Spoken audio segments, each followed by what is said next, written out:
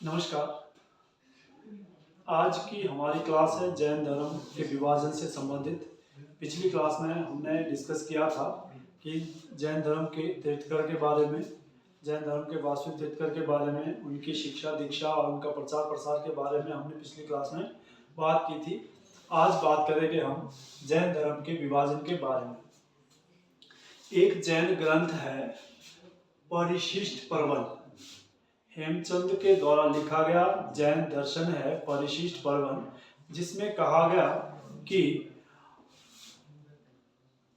जैन धर्म में कहा गया कि मगध में 12 वर्ष तक लंबा अकाल पड़ा था और ये अकाल इतना भयानक था कि जैन धर्म के जितने भी भिक्षु थे उनको सर्वाइव करने के लिए जो है काफी मुश्किलों से जूझना पड़ रहा था। और इसी संदर्भ में देखते हुए दो जैन मुनि थे, भद्रबाहु और स्थूलभद्र, जिन्होंने क्या किया, जो भद्रबाहु थे उन्होंने डिसाइड किया कि हमें मगध को छोड़कर दक्षिण की तरफ जाना है और बहुत सारे जैन मुनि भद्रबाहु के नेतृत्व में दक्षिण चले गए। लेकिन जो स्थूलभद्र थे उन्होंने दक्षिण जाने से मना किया और मगध में ही रहने का निश्चय किया। लेकिन मगध में रहने का निश्चय के उपरांत क्या हुआ कि उन्होंने जैन धर्म की जो विचारधारा थी उसमें बहुत सारे परिवर्तन किए और उसको थोड़ा सा लिबरल बनाया। लेकिन जो दक्षिण चले गए थे उनकी वही परंपरागत जो विचारधाराएं थी उन्होंने बरकरार रखा और भद्रबाहु जो है दक्षिण की ओर चले गए और कर्नाटक में जो है श्रवण बेलगोला नामक स्थान पर रहने लगे। वहाँ का एक वाक्य और भी है कि जब वो श्रवण बेलगोला में रुके थे तो चंद्रगुप्त मौर्य ने वहां पर संलेखन प्रथा के द्वारा जो है अपने देह को त्याग दिया था। मैंने संलेखन प्रथा पहले बताई गई थी कि जैन धर्म में एक परंपरा है कि जब कोई जैन अपने प्राण त्यागना चाहता है तो वो कुछ दिनों तक भोजन छोड़ देता है और भोजन छोड़ने के बावजूद जो है धीरे धीरे उनको जो है वो मोक्ष प्राप्त होना शुरू कर देता है और अपने प्राण त्याग देता है। इसी संलेखन प्रथा के तहत जो है चंद्रगुप्त मौर्य ने अपने प्राणों का त्याग किया था। दूसरी बात हम देखते हैं कि जब अकाल खत्म हुआ 12 वर्ष के बाद तो भद्रबाहु जो है अपने अनुयायियों के साथ वापस मगध आया, लेकिन उनका स्थानीय जैनों के साथ थोड़ा सा मतभेद हो गया था। क्यों? क्योंकि उनका जो विचार था, उनकी जो प्रथा थी वो थोड़ी सी बदल गई थी। क्योंकि जो दक्षिण चले गए थे उनकी जो विचारधारा थी वो रूढ़िवादी विचारधारा भी माना जाता है, जो कि ट्रेडिशनवाद चीजों को मानते थे। लेकिन जो स्थूलभद्र के जो विचारक थे, जो स्थान में मगध में रह रहे थे, स्थानीय मगध के जो जैन थे, उनकी विचारधारा थोड़ी सी लिबरल हो चुकी थी। इसलिए इन दोनों के बीच आपसी मतभेद बढ़ते रहे और मतभेद के चलते जो है उसी दौरान मतभेद को दूर करने के लिए पाटलिपुत्र में सभा का आयोजन किया गया, जिसका दक्षिण जैनों ने कड़ा विरोध किया और यही कड़ा विरोध जो है जैन धर्म के विभाजन का एक कारण बना और जैन धर्म जो है दो भागों में विभाजित हो गया।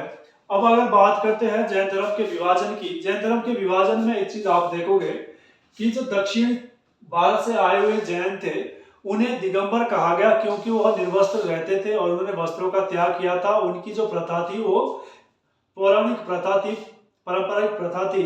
लेकिन जो मगध के जो जैन थे उन्हें जो है श्वेत वस्त्र धारण करने के कारण उत्तरी जैनों को श्वेतांबर कहा जाता था।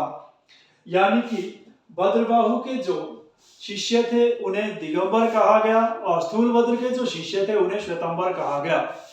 नेक्स्ट आता है प्रमेय कमल मार्तंडे की रचना प्रेमचंद ने की थी। प्रमेय कमल मार्तंड की रचना प्रेमचंद ने की थी और जो भगवती सूत्र एक जैन दर्शन है, भगवती सूत्र जैन ग्रंथ है जिसमें महावीर के जीवन का परिचय बताया गया है और साथ ही 16 महाजनपदों के बारे में भी हमें यहाँ से वर्णन मिलता है। भगवती सूत्र से महावीर जैन के जीवन के बारे में पता चलता है और साथ ही 16 महाजनपदों के बारे में भी पता चलता है। नेक्स्ट है जैन साहित्य को आगम कहा जाता है। जितने भी जैन साहित्य थे उनको आगम कहा जाता है और इस आगम के अधीन जो है 12 अंग, 12 उपांग, 10 प्रकीर्ण और 6 छंद सूत्र और 4 मूल सूत्र आते हैं। जैन ग्रंथ जो है उनको आगम कहा जाता है, जिसमें 12 अंग, 12 उपांग, 10 प्रकीर्णन, 6 छंद, 6 सूत्र और 4 मूल सूत्र आते हैं। जैन धर्म के ग्रंथ को अर्ध मगधी भाषा में लिखा गया है। जो जैन धर्म का ग्रंथ है उसको अर्ध मगधी भाषा में लिखा गया है।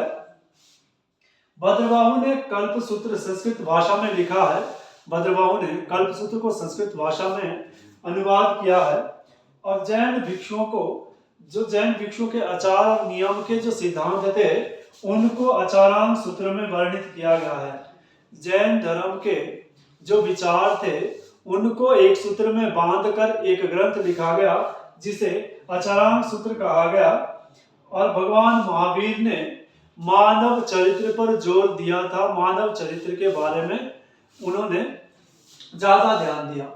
अब बात आती है जैन धर्म के संगति के बारे में। संगति का मतलब होता है सम्मेलन। संगति का मतलब होता है सम्मेलन। जैन धर्म के प्रचार प्रसार करने के लिए तथा उनके ग्रंथों का संलयन करने के लिए और लिखने के लिए जो है एक धर्म के जो अनुयायी थे, जैन धर्म के जो शिष्य थे, उनके बीच विचारों का आदान प्रदान करने के लिए जो है संगति बुलाई गई। प्रथम जैन संगति 300 ईस्वी पूर्व में बुलाई गई। उस समय यह पाटलिपुत्र में बुलाई गई। यह पहली संगति थी और पाटलिपुत्र उस समय मगध की राजधानी हुआ करती थी। और मगध जो है,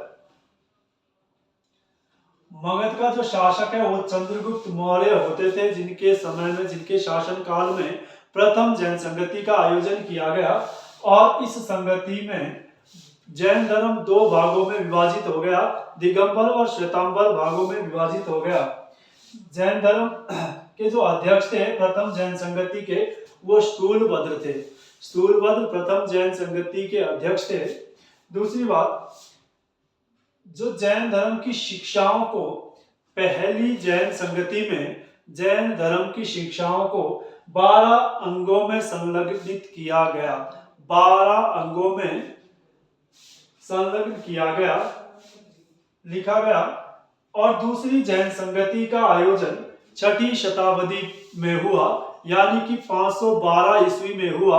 और इसकी अध्यक्षता मेवादी धर्मण या श्रमाश्रवण ने की थी। जो दूसरी जैन संगति के अध्यक्ष थे मेवादी धर्मण या श्रमाश्रवण थे। और यह जो संगति हुई थी वल्लभी गुजरात में हुई थी।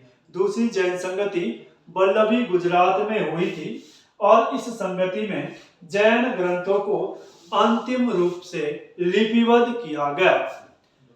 द्वितीय जैन संगति में जो है वो जैन ग्रंथों को अंतिम रूप से लिपिबद्ध किया गया।